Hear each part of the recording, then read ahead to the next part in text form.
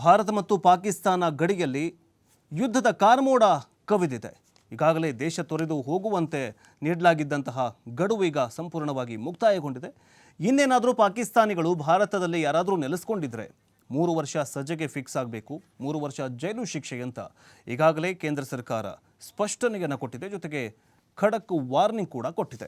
ಇದರ ಬಗ್ಗೆ ಕನ್ನಡಪ್ರಭದಲ್ಲಿ ಒಂದು ಸುದ್ದಿ ಇದೆ, ನೋಡ್ತಾ ಹೋಗೋದಾದರೆ ಕಾಶ್ಮೀರ ಅಭಿವೃದ್ಧಿ ಸಹಿಸದೆ ದಾಳಿಯನ್ನು ಮಾಡಲಾಗಿದೆ ಅಂತ ಮನ್ ಕಿ ಬಾತ್ನಲ್ಲಿ ಪ್ರಧಾನಿ ನರೇಂದ್ರ ಮೋದಿಯವರು ವಾಗ್ದಾಳಿಯನ್ನು ನಡೆಸಿದ್ದಾರೆ ಪಕ್ಕದ ಪಾಕಿಸ್ತಾನದ ವಿರುದ್ಧ. ಉಗ್ರರ ದಾಳಿ ಬಳಿಕ ದೇಶದ ರಕ್ತ ಕುದಿತಾಗಿದೆ ಅಂತ ಮೋದಿ ಅವರು ಹೇಳಿದ್ದಾರೆ. ಅಂದರೆ ದೇಶ ಈಗ ಪಹಲ್ಗಾಮ್ನಲ್ಲಿ ನಡೆದಂತಹ ಈ ಒಂದು ರಕ್ತಸಿಕ್ತ ದಾಳಿಗೆ ಇಡೀ ದೇಶದ ಜನರು ಈಗ ಪ್ರತ್ಯುತ್ತರಕ್ಕಾಗಿ ಕಾಯ್ತಾ ಇದ್ದಾರೆ ಅಂತ ಪ್ರಧಾನಿ ನರೇಂದ್ರ ಮೋದಿ ಅವರು ಹೇಳಿದ್ದಾರೆ. ಮತ್ತೊಮ್ಮೆ ಹೇಳ್ತಾ ಇದ್ದೇನೆ, ಪಹಲ್ಗಾಮ್ ಉಗ್ರರ ದಾಳಿ ಸಂತ್ರಸ್ತರಿಗೆ ನ್ಯಾಯ ಸಿಕ್ಕೇ ಸಿಗತ್ತೆ.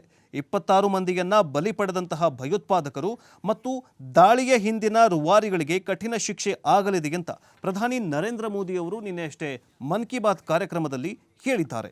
ಈ ಮೂಲಕ ಉಗ್ರರು ಮತ್ತು ಉಗ್ರರ ಪೋಷಕ ರಾಷ್ಟ್ರ ಪಾಕಿಸ್ತಾನಕ್ಕೆ ಕಠಿಣ ಶಿಕ್ಷೆ ಕಾದಿದೆ ಅನ್ನುವಂತಹ ಸಂದೇಶವನ್ನು ರವಾನೆ ಮಾಡಿದ್ದಾರೆ.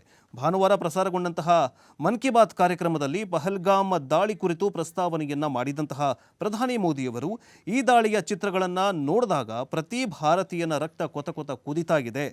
ಇಡೀ ವಿಶ್ವ ಭಾರತದ ಬೆನ್ನಿಗೆ ನಿಂತಿದೆ. ಯಾರ್ಯಾರು ಉಗ್ರವಾದಿಗಳನ್ನು ಉಗ್ರ ಸಂಘಟನೆಗಳನ್ನು ಸಾಕಿ ಸಲಹುತ್ತಾ ಇದೆಯಲ್ಲ ಈ ಪಾಕಿಸ್ತಾನದ ವಿರುದ್ಧ ಕಠಿಣ ಶಿಕ್ಷೆ ಪಕ್ಕಾ ಅಂತ ಪ್ರಧಾನಿ ಮೋದಿ ಅವರು ಹೇಳಿದ್ದಾರೆ. ಜೊತೆಗೆ ಯಾರು ಈ ಉಗ್ರ ಸಂಘಟನೆಯನ್ನು ಹಿಂದೆ ಅಂದರೆ ಈ ಜೈಷ್ ಎ ಮೊಹಮ್ಮದ್ ಅಥವಾ TRF ಅಂದರೆ ಈ ರೆಸಿಸ್ಟೆನ್ಸ್ ಫ್ರಂಟ್ ಅಂತ ಈ ಉಗ್ರ ಸಂಘಟನೆ ಇದೆಯಲ್ಲ, ಲಷ್ಕರ್ ಎ ತೊಯ್ಬಾ ಸಂಘಟನೆ, ಇವೆಲ್ಲ ಮುಖ್ಯಸ್ಥರು ಎಲ್ಲೆಲ್ಲಿ ಅವತ್ತು ಕೂತಿದ್ದಾರೆ? ಪಾಕಿಸ್ತಾನದಲ್ಲಿ ಅಡಗಿ ಕೂತಿದ್ದಾರೆ. ಪಾಕಿಸ್ತಾನ ಅಂತಂದರೆ ಈ ಹೆಗ್ಗಣಗಳು ಏನು ನೆಲಕ್ಕೆದಕಿ ಕೂರ್ತಾವಲ್ಲ, ಹಾಗೆ ಪಾಕಿಸ್ತಾನದಲ್ಲಿ ಅವಿತು ಕೂತಿದ್ದಾರೆ.